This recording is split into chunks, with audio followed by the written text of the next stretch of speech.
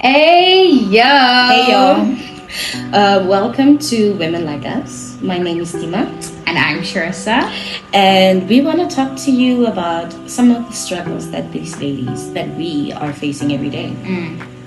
So we reached out to one of my favorite influencer. Can I call her that? Yeah, like an Instagram influencer. Yeah. Like a page actually. Yes. And basically, her page is called Queen of Accountability. All the links are below. But one of the things that she talks about is just like modern relationships. And I get so shocked by the things that I read there. And, it actually kind of led us down the spiral. Yeah. And we have always wanted to do something like this. Yeah. And I think after reading, some of the stuff on Celebrity's page, we just decided, why not? Brag, because the streets are cold. And I think that both sides of, both men and women are struggling. But right now, I think that we need to find a way forward in a healthy way, I guess. Yeah, and it's very difficult because the more we as young people, like, because she likes, she's a millennial. I'm a millennial. The more we young people keep on pushing for freedom and liberation, it's the further we're drifting apart from each other as men and women. As we can clearly see, there is a decline in relationships, a decline in marriages. So, and like I told Fatima before, like, I would hear the stories, but it's because I was just in the house. I was basically almost under a rock, I was informed about how cold the streets were and what the rules of the streets were, but until I physically stepped into the streets. But It's I've hard. been receiving flames. It is hard. And I think that what people don't realize is the fact that since everyone is hurting, everyone is like, no, you need to hear my feelings, you need to hear my feelings. That. But then no one is actually taking the time to hear the other person out. And that is how relationships are failing. There's no more marriages. For years, men haven't been heard and their feelings have not been acknowledged. And I feel like it still continues. Yes. And it's become more aggressive now. Yes. That's why they are pushing back. That is right. And the reality is, I heard this once, that women are the gatekeepers of who we sleep with, but men are the gatekeepers of who they're in a relationship with. So they will choose who they will eventually marry. So we decide who we sleep with or who will be, our baby daddies, but the men decide who will be their wives. What do you think about that? So I'm going to hand this to you and you can just have a read and we can talk about this. Okay, yeah. So, shout out to Accountability Queen. We're gonna pop it up here. So a girl goes like, babe, and he's like, yeah, babe, I love you. I love you too. What's going on? Babe, I really want to go to the Beyonce concert in July, and pre-sale for tickets is The 16th of February. Goodness. You don't have to get me a V-Day gift, Valentine's Day, or a birthday gift. I just want to see Beyonce, please. Who doesn't want to see Beyonce, guys? Not me. Then he goes like, come on now, we agreed not to spend money on entertainment until we save enough for our house. Reasonable. We have been saving 10 months now. Can't do it, babe. Sorry. And she goes, I'm begging you. She doesn't do concerts often. This is a once in a lifetime thing. This would really make me happy, babe. Please. He says, you told me last year an engagement would make you really happy. I did that. Then you said a house would make you really happy. We made a deal not to waste money on stuff like that. Her tickets start at $600 for a nosebleed without taxes and fees. We can't do it. Once we get this house, we can have fun. Stay focused, babe. As women, I just want to pause there. As women, we really do tend to lose focus real quick, especially if it's about something we're really excited about. And I understand what he means by like stay focused, remember the goal, right? Yeah. Okay. So it's a no. When the tickets go on sale, they won't last long. She will be sold out in hours. I'm begging you, and you're still saying no. No. But the guy just said no. Stay on course, babe. We will talk about this later. I love you. Okay. Wait. Some of that money is mine, though. I know I gave you at least 1,000 towards the house fund. Please give me my money and I'll pay it back later. Are you serious? Is what the guy is now asking her. Tell me you're joking. I'm very serious. When can I pick it up? Oh, The audacity though. audacity. You're telling me Beyonce is more important than our dream house. We've been saving for 10 months. You contributed 710.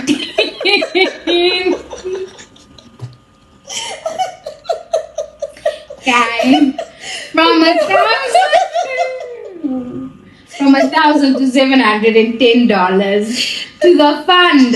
The rest is me. You promised to be responsible. I want my money. Is what she said now, Then okay? he's like, okay, I will throw it today and you can pick it up. The engagement is off. I need a break. What? So you're breaking up with me for asking for my money? Fine. Text me when I can pick it up. So today's title Guys, for what this are you? episode is called To Emotion or Not to Emotion. Yeah, to emotion or not to emotion, because it's rough out here, my bruh. I'm just bruh. What are your thoughts on all of this? First of all, what are your thoughts, guys? Because first I thought it was thousands. Hana come the girl me contribute 710 for 10 months.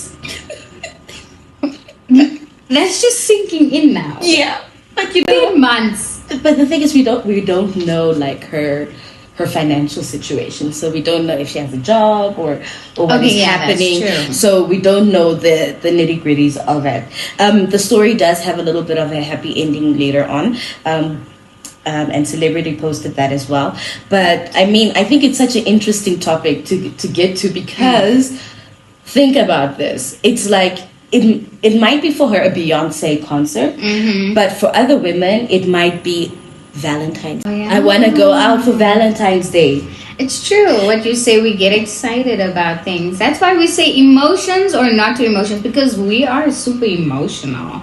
And you know, especially when it's like so bombarded in our face, like, you know, you have to be a part of this, otherwise you're gonna miss out. Yes. You know, then it's like, oh, I've gotta find a way to get there, to That's get right. it. That's right. And what is actually shocking is that I bet you anything, right? She told her friends, and her friends most probably were instigating her like, oh my god, I can't believe he's trying to stop you from going out to Beyonce. Get your money. He's not the one for you. It's so funny how our friends sometimes don't Hello. always give you the best answer. But at the end of the day, who else am I gonna vent to, maybe? That is true. Who else am I gonna get like a perspective from? Like, what do you think? Do you think it was unfair of me to want my money back?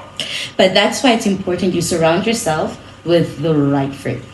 Because you're right, like a true friend which wants to see you happy will call you out on your BS. You know, we'll say, okay, fine. Yeah, but I'll Sharissa, get the money like- back though. I'll put the money back. It is a one. What if, I even die before we get that? Oh, please. What if I wasted my money?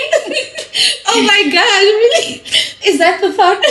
The thought of like, okay, no man, you can't live like that. No, of course not. But you only live once, though. That is true, and I mean, Beyonce doesn't have a concert every now and then. How about we rather Much less in enrich Africa. her and, you know, us just not have a house. Go ahead and spend that money on Beyonce, and then we don't have a house. No, but that's why we didn't say all of the money. And you know, he knows. He was probably gonna get her something for Valentine's Day or her birthday. So then she even said, "You don't have to get me those gifts. Instead, collect that money for the 2 occasions and spend it towards me going to Beyonce." Okay, but can we be for real though? What? Can we be for real? Even if she got the ticket, okay, so she gave 700 and how much? 10 to the house fund, right? The starting tickets for Beyonce is 600, and this is all USD, hey, so it's not in Namibian currency and it's not in South African rand, so it's 600 US. So it's like 600. She only gave 710. She's most probably gonna need a new outfit. She's gonna need to get her hair done. What do you have friends for? Go raid their closet, man. Go raid their closet. I don't think, like, okay, fine. I don't know. I don't know. You could raid. You could raid your friend's closet and then you just switch up what you have. There, you've got an outfit. But I know us, of course, we want to do our hair. And nails, and we would expect our man to give us that money. Baby, I need money for nails. Why do you need money? I'm going to Beyonce. So, plus, and all in all, she would still need to have drinks, something to eat. If maybe her man can't go and pick her up. So the cost is going more than just the 600. Yeah. And she's saying that, no, I don't need Valentine's Day and I don't need a birthday gift. But let's be honest. When her birthday rolls up, she's going to be giving him those puppy eyes like, babe, I can't believe you didn't get me anything for my birthday. Yeah, but something small because you got something big. This is where I say communication comes down to the bottom line in a relationship. Is if he's like, okay, fine, I'll buy you the Beyonce ticket as a birthday gift, but on your birthday, I can only give you something small. That's also where men, you will see whether a woman is mature or immature and is like, like the man said, focused. Because she can either accept that condition, like she could have accepted but this man was harsh for that, just saying no. No, I think... But yeah, she can just accept the conditions that come with it, knowing that when the days come around, you're not gonna get as an extravagant thing. You know that the part which really got me is when he said, you told me last year an engagement would really make you happy. So first of all, it seems like he maybe didn't want to. So it seems like he's doing everything to please this woman. So like there may be some things that he's already doing that he hasn't brought up here. You know what I mean?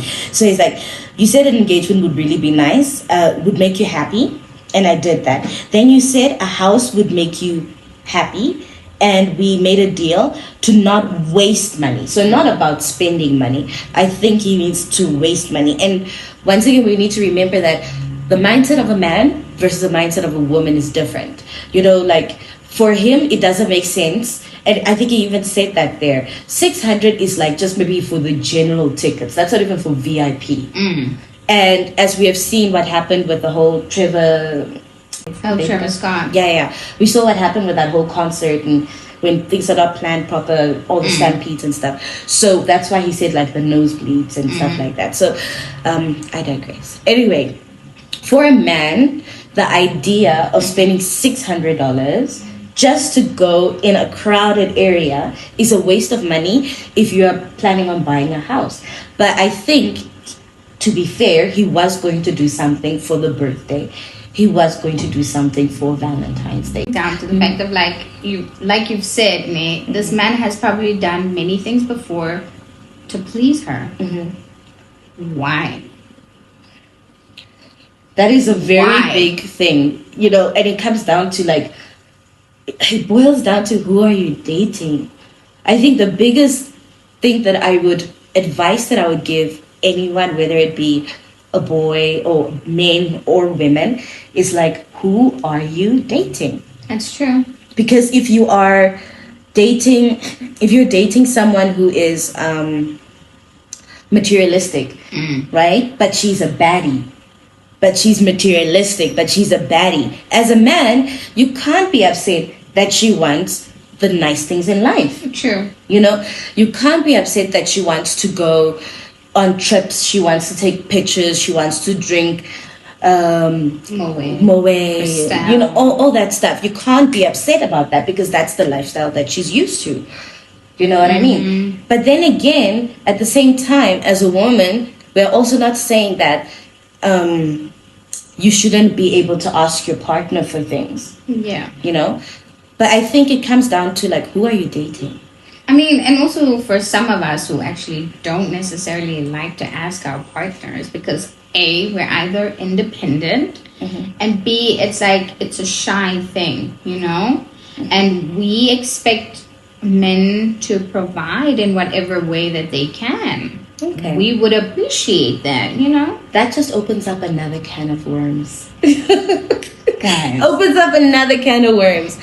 So, what do we mean by providing? There are two things, right, which I believe is very important when we think about dating. Number one, we need to make a difference between our preferences and our standards. Okay, preference, he must be taller than me. Yeah. He must make at least X amount of money per year. That's a preference. That's not a standard. A standard is he must be a man of character. Okay. He must be a man of his word. Like value. Yeah. So we need to make sure. So many times women are like, no, I have high standards. No, you have high preferences. Okay. There needs to be that difference. And then when we're talking about providing, right?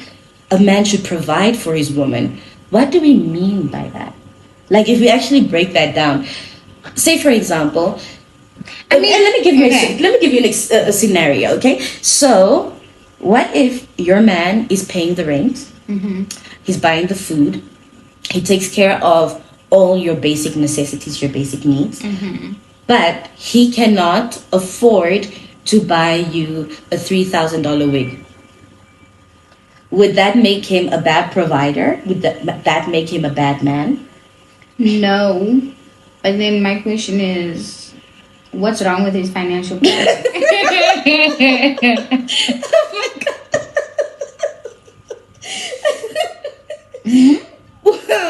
Okay. What's wrong with his financial planning? Okay. No? Explain. Because you see, when it comes to providing as well, right? So those are the basic necessities. Necessities, needs, rights. Because they are standard for both of us. When you pay the bills, the light and electricity is on in order for me to wash your clothes, to iron your clothes so that you are a presentable man when you leave the house. And also comfortability because, you know, men who ever play PlayStation or whatever they do, right? And the food. I cook so that you are nourished. Ne? And that you are taken care of, that you are healthy, and that you are satisfied. So that when you leave the house, you have your lunch packed, whether you like a woman that packs a lunch, you know. And when you come home, there's food in the house. And now, those are our basic needs that is providing for both of us. Then there comes the other needs. The same way your hair needs to be maintained, so does mine. And I know obviously with women there's extra layers because, you know, skincare and, you know, doctor's visits and things like that. So then there's this extra step for us women. So that's why I'm saying, what is wrong? And the fact that if a man wouldn't take that into accountability when taking on the responsibility of caring for a woman, then there is something that is missing. This is where I also think, like, what is happening here? Am I just, or is the person just a stay-at-home wife? We Because don't know. exactly, because trust me, as a woman, you want to be attractive for your man. That's right. And also for the confidence of yourself. That's right. Because when you step outside, it's confidence when you look good, you smell good. Everything exudes confidence. Every little thing adds confidence. When you have a clean house, maybe and people come over, that gives you confidence. I think that it opens just such a can of worms when we think about like I think people enter relationships with the wrong idea. And especially if you are entering a relationship with the objective to get married, it's not as much about what you get, it's more about what you are pouring into the other person. So it's like always, it's constantly a thing of giving. You are serving. He serves, I serve. The moment that I just like, okay, fine, I'm just thinking about me, what I'm getting, then that relationship is slowly starting to end. It's starting to find its end. That is the reality of it. Because I'm telling you, and if you look at, and that is why many times, many of these marriages don't even make it to 5 years. They don't make it to 3 years. If you're lucky, 7 years. But many of them, 7 is the type where most of the marriages go through divorce. Yeah, facts. But I'm saying, like, there's so many women out there, and it's scary. It actually scares me how many women will look back when they're 50 or 60 and say, like, man, I had a good man, but I let my circle talk me out of it. Now, I'm not saying people should stay in toxic relationships, abusive relationships. You shouldn't stay, Or even just, relationships that don't build you. It might have been like, it's cool. It's not abusive. It's not, the person's loving, you're loving, but there's just something that's off. Or that you see you guys have two different visions. Don't stay in that relationship just to please the person. I heard this analogy years ago, and pretty much what he was saying is like, when you go into your car and you are going on a trip. So imagine we're in Namibia. So imagine I want to go to Swakop. I want to have like a trip, weekend away to Swakop. What is one of the first things that I will do? I will check if my car is ready. I will check, do I have enough fuel for that trip to go, to come back? Do I have enough money to make that journey? So you look at all of these things. And I think that when it comes to relationships, especially if you want a long-lasting relationship and a long-lasting marriage, you have to look at those things. Is this the person that together we will be able to reach the destination that we're looking for? Is this the person that is going to help me become a better version of myself? Because a relationship is just you holding up a mirror. Many people also, how can I say, and I hate to say it this way, but it's from mostly both sides, but mostly men. They expect that their bad behavior should go unnoticed. You know what I mean? And also some women. Let me not also just throw the men under the bus. Also some women. Like, just let it slide. You have to hold each other accountable, because that's what a relationship is about. It's not a thing of unconditionally loving someone. I mean, no. Everything has consequences. Everything has... there's consequences for everything. There's a reaction for every action. If I touch the wall right now, I can't expect that my hand will be okay. If I drop my phone from the flat, like out the window, I can't expect that it won't be damaged. So there's always going to be reactions. There's going to be an action. There's always going to be a reaction for something. So when we come into a relationship, we need to first of all realize, are we healed enough? That, when you spoke about accountability, that came to my mind, because a lot of people are suffering from trauma. Yes. Because even in my friendships, I've experienced it. It's like, because when people say, if someone tells you who they are or they show you who they are, believe it, right? And then, people will be showing great, amazing characters, but because of the trauma that you've gone through, you don't want to believe that this is actually a good, trustworthy, amazing person. So then you're just constantly trying to find or look for faults because you're so used to the trauma that you've been through, and then you're projecting it on someone else, and it makes it hard for the person who's actually trying. That is right. to want to be in that presence. Because like the other time I experienced a situation where a friend said, I don't want to be friends with you if you don't trust me.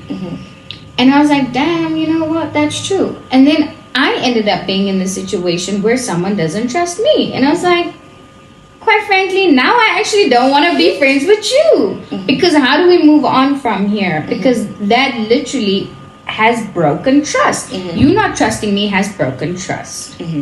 I think that okay, how I normally treat it, and I mean each person to each his own, is when I meet a friend for the first time, I meet someone for the first time, I give you that trust. Okay? I choose to trust you, to give you the benefit of the doubt that you're a good person and all that jazz. If you break my trust, even just once, whether it be a lie, whether it be whatever, then we are going back to ground zero, and now you have to earn my trust back. At first, I gave it to you for free. Once you've broken it, you have to earn it. I think the biggest problem in today's world is that there's so many people which are hurting, and there's so many people which are bleeding, and it ends up bleeding into different things. It bleeds out into different areas of their lives. It bleeds out into their family life, into their friendships, into their sexual relationships. Whether you decide you want to belong to the streets and you want to be a city girl / city boy, whatever, or you just want to be in a committed relationship, either way, all of those things are people which are hurting, and that hurt is just bleeding out. And the reality is that I know it is easy for when people do break your trust to just wall up and assume everyone's going to do that to you. But that's not the case.